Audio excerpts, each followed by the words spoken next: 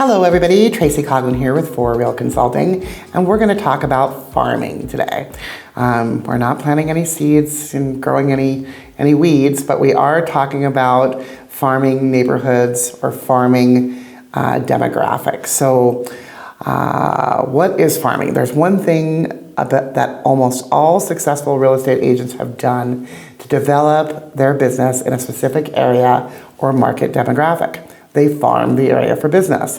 The term farm implies growing something, and the key to farming is to do it regularly and keep it on your message. So when you farm, you treat the ground, you plant the seeds, you water, you make sure it has sunshine so that you can grow a prosperous crop. So it's kind of the same thing when you're farming in real estate.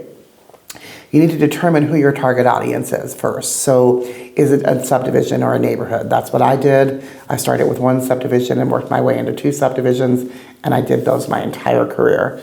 But it could be a small city, let's say DeSoto or Baser or a smaller city. It could be a type of property as well. It could be condos. It could be 55 plus. It could be horse properties. It could be lake property. The idea and the concept is that you hone into one audience and work that audience. So the next step would be to do research. So if you're going to do a subdivision, you want to make sure that you are making sure that homes are flipping, that they're actually turning. Some neighborhoods here in Kansas City, homes don't sell very often. People don't move, and if they do, it goes to a family member.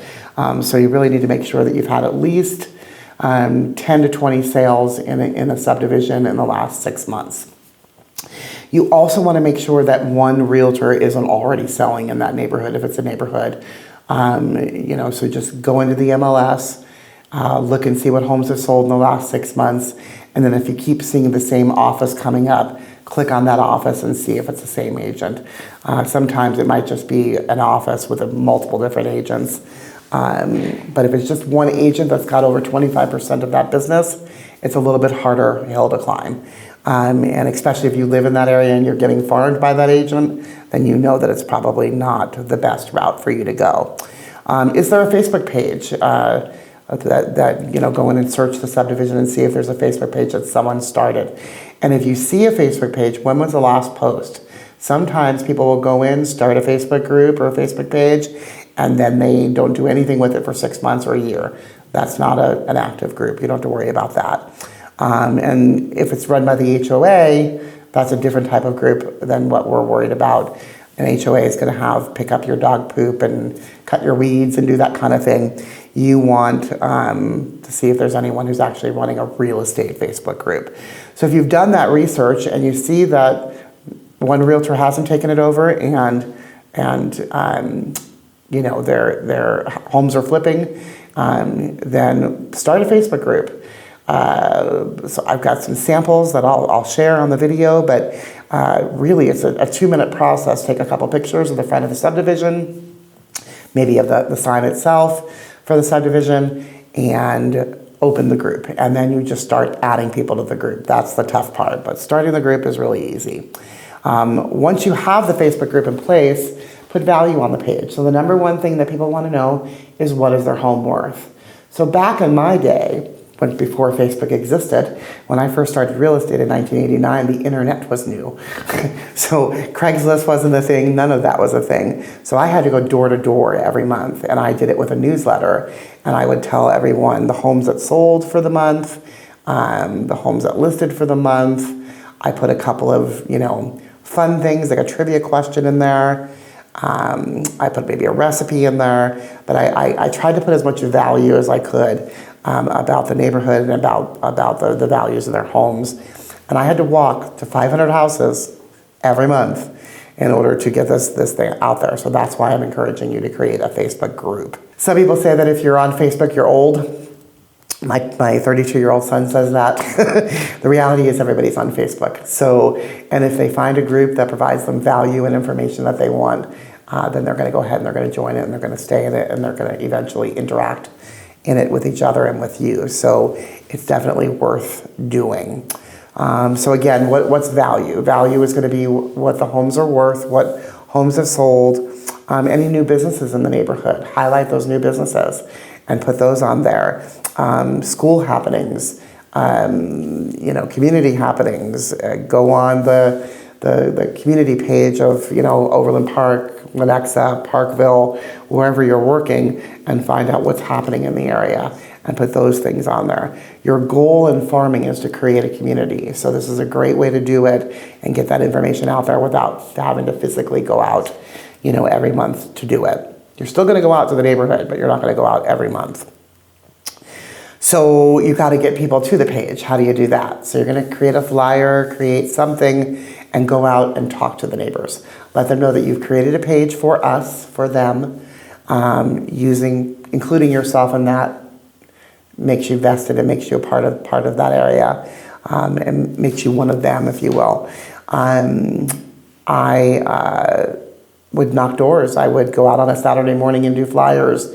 Let them know that you've created a group. You can create a QR code and just have them scan it to join the group. You can get their information and add them to the group.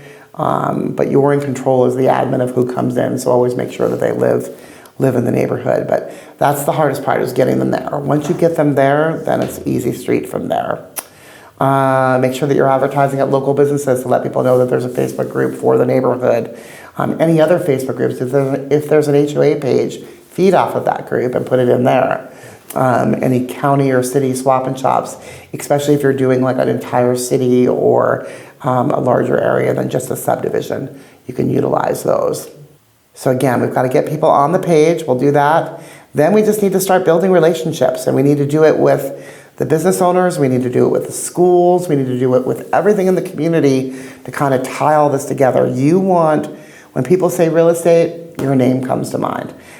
You want it to be in conjunction. So whatever that takes, it could be fundraisers. I did food drives, and I did coat drives, and I did all kinds of community effort things. We did 4 parties in the park every year, and we had people come, and I had my title company and my lender and my insurance companies all bring food and drink, and I'd have barbecues in the park for the neighbors. Of course, this was in Arizona when we had weather that you could do that, but create events and create community as much as humanly possible. So people really like to work with people who give back. So if you are passionate about something, especially if it's near and dear to the area, if a lot of people have animals and you want to do an animal shelter, or again, harvesters is always a good one. Creating those fundraisers and giving back to the community, people will notice that. They'll want to be a part of that. People want to be a part of giving back, but they don't want to work that hard at it. So if you're the one who's setting it all up, then it's easier for them. If you do food drives, or you do coat drives, or you do things like that in the neighborhood, creating relationships with business owners comes in real handy about now, because you can put bins at their businesses.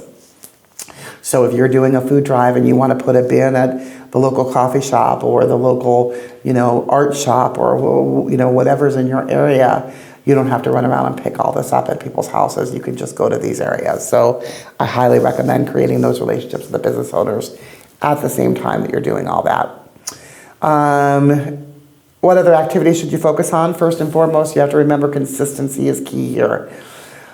So many people start farming and they farm for a couple of months and they don't get anything out of it, and then they quit. And this is going to take a minimum of 6 months. It's got to be 6 months of consistency before they start to recognize your name and start to remember who you are. And about 18 months, if you do it consistently for 18 months, you can own that subdivision. And I know this because that's exactly what I did. I will tell you that the 6 month is important. So there's a marketing company that went out, Hobbs Herder is the name of the marketing company. They went out in California and they did a study, and they asked people in a neighborhood, who would you hire as a realtor? And almost everybody came back with a different name of somebody they knew or a family friend or something like that, but it wasn't one consistent name. They then went and marketed this person for 6 months. They did flyers, they did park benches, they did, Popeye gifts, they did all kinds of marketing for 6 months. And they went back and they asked the people, who would you hire if you were to hire a realtor? 87% of people said this person that they marketed. Here's the funny part, the person wasn't real. They invented him. People didn't even check and see. They didn't go to the board of realtors and see how long they were a realtor. I have a lot of realtors that worry about things like that, like I have no experience, or they're going to know if I didn't sell, a whole lot last year.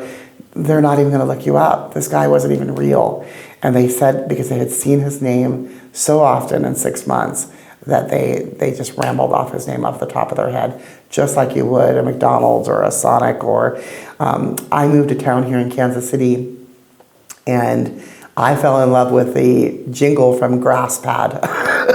I thought it was the funniest thing ever when I first moved to town in 2012. And that stuck with me. I know exactly where the grass pad is. I know everything about the grass pad just because the jingle caught on and I heard it over and over and over on the radio. So it works, but you've got to have that consistency.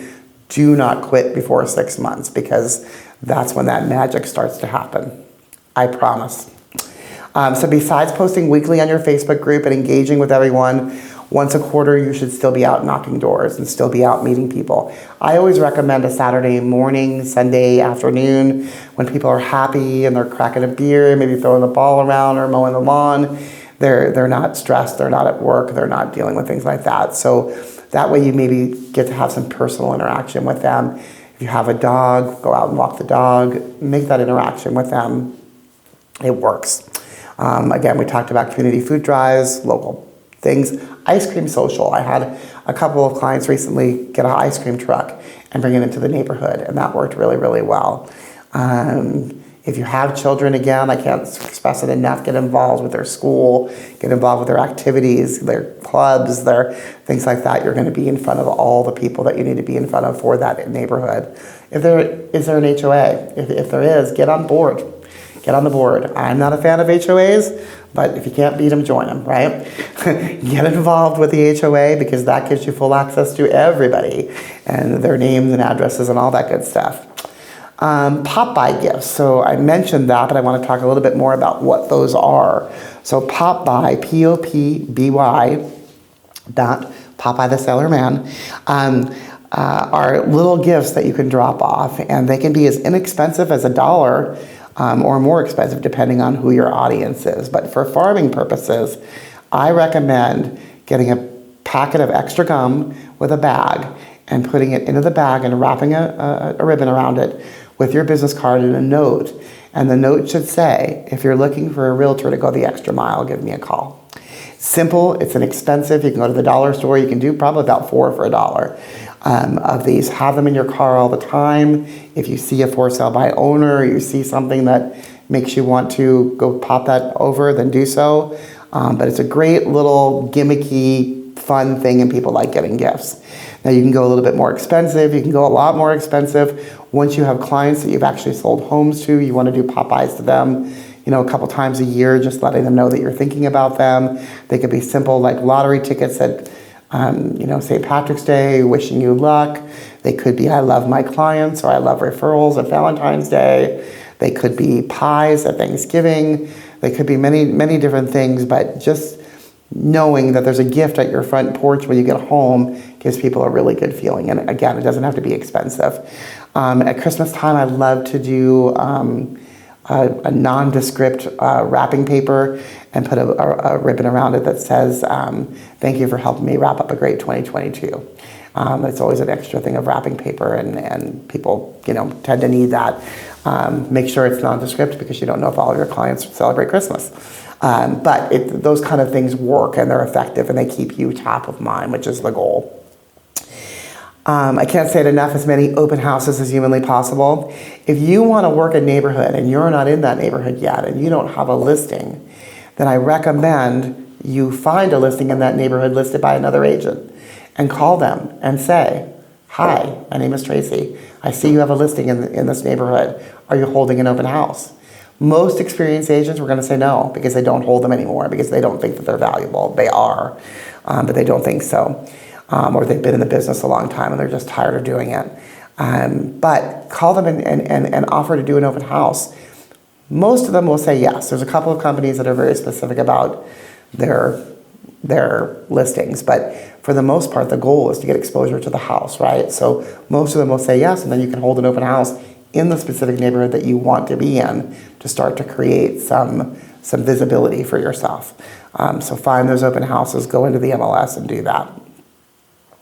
I'm gonna read this, and I'm gonna read this twice because it can sound confusing, but the more that you are seen, the more that you are involved, the more listings you will get, which will produce buyers, and the more open houses that you do, the more listings that you get. So I'm gonna do this one more time. The more that you're seen, the more that you're involved, the more listings that you're going to get, right? People are gonna come to you and ask you to list their homes. The more listings that you have produce more buyers because buyers are coming to look at your listings. So the more open houses that you do, the more listings that you're going to get. And listings are leverage. Listings are where it happens. So, and the more that you're seen in the neighborhood, I had a banner made, and it was about a 4-foot by 8-foot banner that was made by my title company, so I didn't even pay for it. And it had a huge smiley face, my logo, and then it had my head, probably as big as my head is right now, on the banner, and I put that on the corner of all my open houses. And people would come by just to see who I was, because I had this huge banner.